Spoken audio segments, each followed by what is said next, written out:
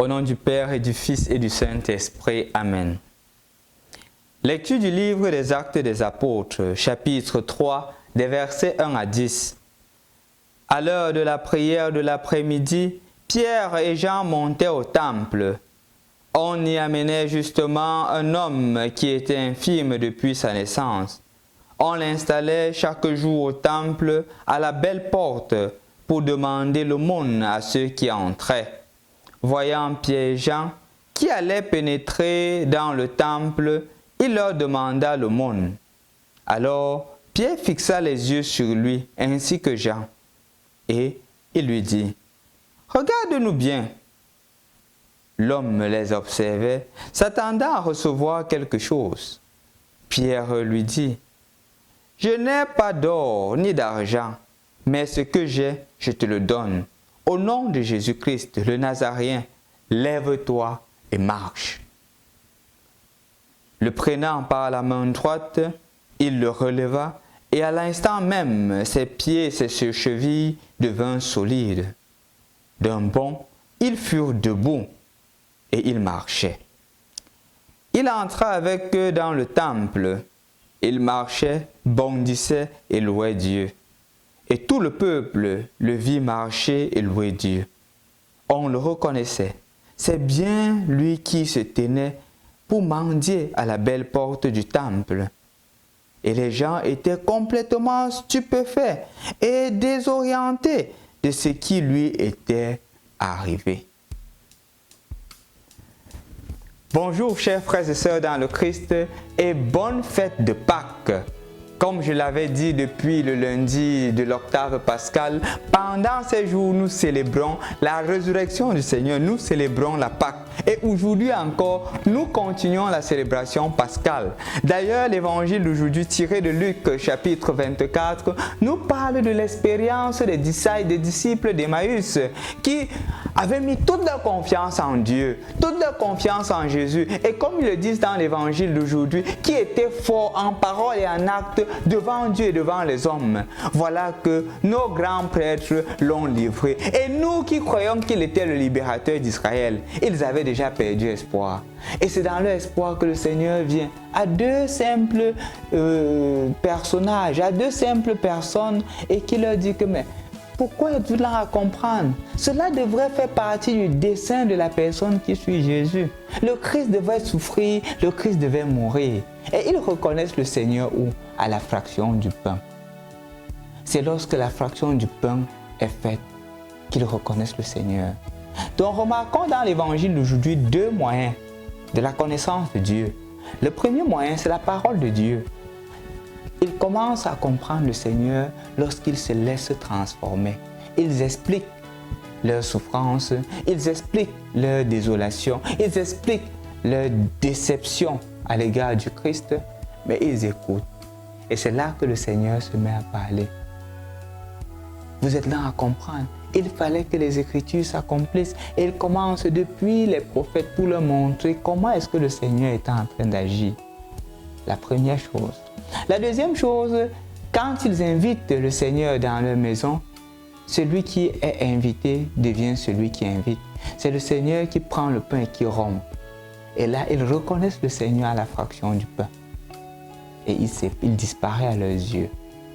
Donc, chers frères et sœurs dans le Christ, je voudrais que nous retenions ces deux choses de l'évangile d'aujourd'hui.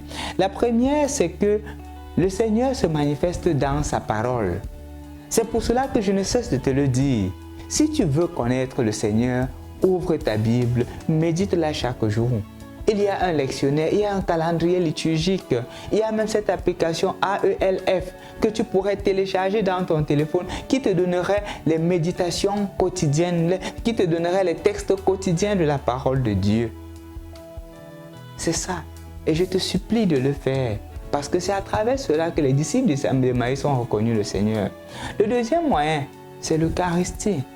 La fraction du pain, c'est l'Eucharistie que nous célébrons. Participe à l'Eucharistie, participe à la messe. Et dans la messe, tu as toutes ces deux parties. La parole, la liturgie de la parole et la liturgie de l'Eucharistie. Et là, tu découvriras davantage le Seigneur et tu l'aimeras. Et c'est ce qui donnera davantage la force d'accomplir les merveilles comme Jean et Pierre l'ont fait dans la première lecture des Actes des Apôtres que nous avons écouté.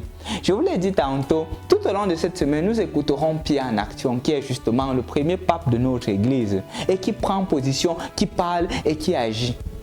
Aujourd'hui encore, on voit Pierre, de l'après-midi, il va au temple pour prier. Il se rend compte qu'il y a un monsieur depuis l'enfance et puisqu'il ne peut rien faire, il se met seulement là pour mendier. On le dépose, il vient, il mendie, on prend l'argent, on lui donne quelque chose. On ne lui donne pas la possibilité de prendre sa vie en main. On l'utilise. On l'utilise comme moyen d'enrichissement. Ouvrons une parenthèse. Beaucoup de personnes sont utilisées comme moyen d'enrichissement. Beaucoup d'entre nous travaillons avec des salaires minables. Mais celui qui nous emploie devient de plus en plus riche. C'est un peu comme la situation du mendiant. Et malheureusement, certaines personnes se contentent de quoi? Ils se contentent des 500 qu'un client peut venir dire que prends, arrête tes poches avec. Un peu comme ce mendiant. Il veut aussi se contenter des petits 500 qu'on donne là, des petits miettes qu'on donne. Et il s'attend à ce que Pierre et Jean fassent de même. Mais justement, Jean ne le fait pas. Pierre non plus. Pierre dit, nous n'avons ni or ni argent, mais ce que nous avons, nous te le donnons. Prends tes responsabilités en main. Lève-toi et marche. Ne deviens plus mendiant, mais toi, travaille pour le futur. C'est le miracle. C'est le miracle qui se produit aujourd'hui, le miracle de la résurrection, le miracle que le Seigneur me présente et te présente chaque jour, de prendre notre vie en main. Il est ressuscité pour que nous puissions nous prendre en charge, pour que nous ne soyons plus des mendiants, pour que nous ne soyons plus ceux-là qui restent là à la merci des autres. Non, le Seigneur ne veut plus que nous soyons des mendiants. Le Seigneur ne veut plus que nous souffrions. Non, il n'est pas là pour qu'on souffre. La résurrection, c'est pour mettre de côté la souffrance et la difficulté, même si elle fait partie de la vie. Mais ce n'est pas ça qui est en premier. On ne doit pas se réjouir de la souffrance. On l'accepte lorsqu'elle vient. Mais on ne dit pas que je veux être un masochiste. Non. Non. Ce n'est pas ça. Et justement, le miracle qui se produit aujourd'hui, c'est un appel non seulement à accepter la libération que le Seigneur nous donne, mais aussi et spécialement à libérer les autres. Vous savez, ce que Pierre a fait aujourd'hui, nous le faisons aussi. Nous faisons aussi des miracles. Quand nous nous asseyons, nous prions pour les autres. Nous faisons des miracles. Peut-être vous ne vous rendez pas compte, mais lorsque vous posez les genoux au sol, vous priez pour une situation, vous priez pour des personnes, vous faites des neuvaines de prière pour certaines personnes, je vous assure, ce sont des miracles que vous produisez. Parce qu'à travers vos prières, les miracles se produisent dans la vie des autres. Et tu es aussi un autre Pierre, parce que tu as reçu le baptême, parce que tu as reçu le don de l'Esprit Saint, et dont le Seigneur t'utilise comme il utilise Pierre pour accomplir des miracles. Il y a d'autres miracles que tu accomplis chaque jour, peut-être sans t'en rendre compte. Quand tu permets à quelqu'un d'aller à l'école, quand tu permets à un jeune de trouver un emploi, quand tu sauves la vie de quelqu'un, tu es en train d'accomplir un miracle. J'étais encore en train de parler avec un monsieur, il y a de cela quelques temps, qui justement s'était engagé à payer les coûts de répétition de quelques jeunes. Et ces jeunes ont avancé avec les études, jusqu'à ce que ces jeunes-là sont en train de faire la licence cette année. Et je lui disais que voilà la résurrection. Ce n'est pas seulement une résurrection dans le fait que le Christ est ressuscité. Toi, à travers ton action, justement, cette action qui est constante, a ressuscité ses enfants.